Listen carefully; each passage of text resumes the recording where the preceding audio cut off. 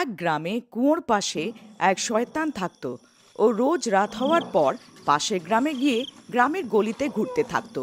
লোক নিজের নিজের ঘরে লুকিয়ে পড়তো আর ওর ভয়ানক আওয়াজ শুনে ভয় পেয়ে যেত। রাত হলেই পুরো গ্রাম নিস্তব্ধ হয়ে যেত। ওই শয়তান একেবারেই নির্বোধ ছিল। গ্রামের লোক নিজের নিজের ঘরের দরজায় শয়তান কাল আসবি লিখে দিত।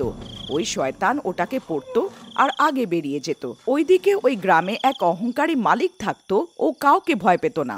ওগো, আমরা এখন এই গ্রামে নতুন নতুন এসেছি।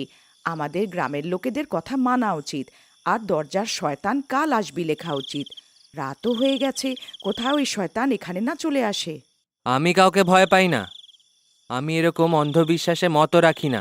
আর রাত হয়ে গেছে, গিয়ে শুয়ে পড়ো। এতটা বলে মালিক নিজের ঘরে ঢুকে শুতে চলে যায়। তখনই ওই শয়তান চিন্তিত আর হয়রান হয়ে যায়। এই গ্রামের লোকেরা তো বাড়াবাড়ি করছে, রোজ ঘরে ডাকে আর বলে কি কাল আসবি। এরকম করে কি করে চলবে? রোজ রোজ আমি নিজের শিকারের খোঁজে বের হব নাকি? তারপর একটু দূর যাওয়ার পর ওই শয়তান ওই মালিকের ঘরের পাশে পৌঁছালো। আরে এ কি, এখানে তো কিছু লেখা নেই। এর দরজাই ধাক্কাই, মনে হয় আজকে আমার খিদে মিটে যাবে। শয়তান জোরে জোরে মালিকের দরজার ধাক্কা দিচ্ছিল। আরে, এত রাতে কে এসে গেল? ওগো, তুমি যাও না দরজা খুলতে। আমার হাঁটুতে খুব ব্যথা হচ্ছে, তুমিই খুলে দাও না। তুমি ভয় পেও না। না, নিশ্চয়ই আমাদের দোকানে কাজ করার চাকর রামু হবে, পাওনার পয়সা নিতে এসছে। তুমি যাও, দরজা খুলে আসো। তারপর তার স্ত্রী ভয় ভয় যায় আর জানলা দিয়ে উঁকি মারে। ও সেই শয়তানকে দেখতে পায়। ও অনেক ভয় পেয়ে যায়, তারপর দৌড়ে ঘরের দিকে চলে যায়। এখন অনেক বাজে ফাঁসলাম। ওই শয়তান তো আমাদের দরজায় দাঁড়িয়ে আছে। এখন কি করব? আমি তোমাকে বলেছিলাম না আমাদের গ্রামের লোকেদের কথা শুনে নেওয়া উচিত। কিন্তু তুমি তো বলতে আমি কাউকে ভয় পাই না। তাহলে এখন কেন ভেজা বেড়াল হচ্ছ? মূর্খ মেয়ে, আসতে বলতে পারিস না? যদি এত জোরে জোরে চেঁচাবি তো বাইরে যে তোর বাপের বাড়ির থেকে এসেছে না, ও কাঁচাই খেয়ে যাবে।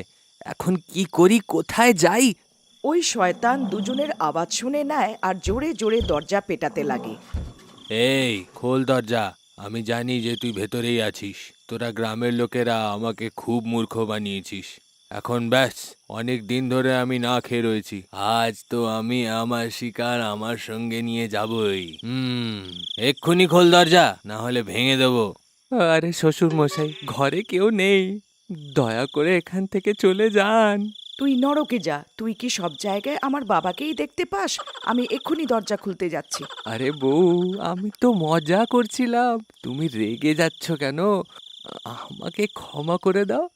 আগে আর কখনো শ্বশুর মশাইকে নিয়ে আমি মজা করব না। আমি তো তোমাকে ক্ষমা করে দেব, কিন্তু আমার মনে হয় না আজ এই শয়তান আমাদের ক্ষমা করবে। তখনই সে শয়তান দরজাটা ভেঙে দেয়। এখন আমার থেকে তোমাকে কেউ বাঁচাতে পারবে না।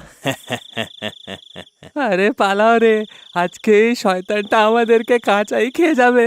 আরে কেউ আমাকে বাঁচাও, বাঁচাও। এই মালিক আর ওর বউ ওখান থেকে পালিয়ে যায়। ওদের ঘরে একটা ছোট কুকুরের বাচ্চা থাকে।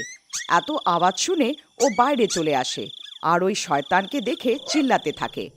মালিক আর মালিকের বউ পেছনের দরজার থেকে পালিয়ে যায়। আরে বেঁচে গেলাম, আরে একটুর জন্য তো পুরো বেঁচে গেলাম। মতি, আমি ওর আওয়াজ শুনেছিলাম। ও মনে হয় ওই শয়তানের উপরে চেঁচাচ্ছিল। ও এখন ওই ঘরের ভেতরে আছে। আমি ফেরত ভেতরে যাচ্ছি আমার মতিকে বাঁচাতে। তোমার মাথা খারাপ হয়নি তো? তোমার কি মনে হয় আমি একটা কুকুরকে বাঁচানোর জন্য ঘরের ভেতরে যাব? না না, মূর্খ হয়েও না। আর তাড়াতাড়ি চলো এখান থেকে, ওই শয়তানটা কোনো মুহূর্ত এইখানে আসতে পারে। তোমার যাওয়ার থাকলে যাও, আমি যাই আমার মতিকে আনার জন্যে। আরে তুমি পাগল হয়ে গেছো নাকি? ফেরত চলে আসো, বোকামি করো না। কিন্তু সে তার স্বামীর কথাকে কান না দিয়ে ওর ঘরের ভেতরে ঢুকে যায়। মতি ওই শয়তানকে দেখে চেল্লাতে থাকে, না না মতি, পেছনে চলে এসো, আমাদের এখান থেকে পালাতে হবে। হে ভগবান, এখন আমি কি করি? তখনই মতি ওই শয়তানের উপর আক্রমণ করার জন্য এগিয়ে আসে। না মতি, এরম করো না, ফেরত এসো মতি। তারপর তাকে বাঁচানোর জন্যে মালিকের বউ ওই শয়তানের দিকে দৌড়ে যায় আর নিজের কুকুরকে বাঁচাতে গিয়ে নিজেই শয়তানের চুঙ্গুলে ফেসে যায়।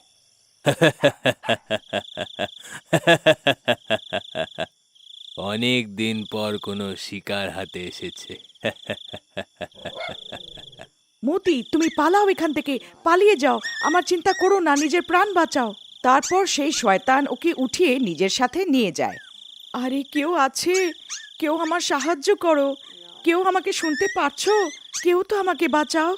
সব গ্রামবাসীরা নিজের নিজের জানলা দিয়ে এই ঘটনাটাকে দেখতে থাকে, কিন্তু সাহায্য করার জন্যে কেউ এগিয়ে আসে না। সবাই ভয়ে নিজের নিজের ঘরের ভেতর থেকে লুকিয়ে দেখে, কিন্তু ওর কুকুর মতি রাতভর ওই শয়তানের পেছন করতে থাকে। তারপর কিছুক্ষণ পর ওই শয়তান নিজের গুহাতে পৌঁছে যায় আর সুষমাকে বন্দি করে রাখে। এই চেঁচাস না, আর একটু অপেক্ষা করে নে। আমি আসি, তারপর তোকে ওই আগুনে পুড়িয়ে খাবো। তখনই ওর কুকুর মতি ওই শয়তানের পেছন করে করে ওখানে পৌঁছে যায়। আরে মতি, তুমি এখানে কেন আসলে? তুমি এখান থেকে চলে যাও, না হলে তোমাকেও খেয়ে ফেলবে। কিন্তু মতি ওখানেই বসে যায় আর মালকিনের লাখ বলাতেও যায় না। মতি, যদি মানুষ তোর মতো বিশ্বাসী হতো তাহলে কেউ না কেউ আমাকে এখান থেকে নিশ্চয়ই বাঁচাতে আসতো। আরে কেউ আমার সাহায্য করো! হায়, আমার বউকে ওই শয়তানটা উঠিয়ে নিয়ে চলে গেছে। কেউ আমার সাহায্য করো! তোমাকে কি লোক সাহায্য করবে ভাই, যখন তুমি নিজেই তোমার বউকে সাহায্য করনি? তুমি নিজের বউকে যদি বাঁচানোর চেষ্টা করে থাকতে তো তোমার সাহস দেখে আমরাও তোমার সঙ্গে আসতাম। ভাই, আমার অনেক বড় ভুল হয়ে গেছে, আমার একটু সাহায্য করো। কিন্তু আমরা কি করতে পারি ভাই? জানি না ওই শয়তান তোমার বউকে কোথায় নিয়ে গেছে। ভাই, ও জঙ্গলের দিকেই গেছে, চলো আমরা ওর পেছনে যাই। তুমি পাগল হয়ে গেছো নাকি ভাই? তুমি জানো এই জঙ্গলটা কত বড়? হ্যাঁ, আমরা কখনো এত বড় জঙ্গলে তোমার বউকে খুঁজে পাবো না, আর হতে পারে আমরা নিজেরাই হারিয়ে যাই। না না ভাই, না, আমি তোমাদের কোনো সাহায্য করতে পারবো না। ঠিক আছে, ভুল আমার থেকেই হয়েছে, আমি শুধরে নেব। যদি তোমরা আমার সাথে যেতে চাও না তাহলে যেও না, আমি একাই আমার বউকে শয়তানের হাত থেকে বাঁচাতে যাব। এতটা বলে মালিক জঙ্গলের দিকে চলে যায়। মতি, তুই এখান থেকে চলে যা, তুই আমার কোনো সাহায্য করতে পারবি না। এই শয়তান এখনই এসে পড়বে।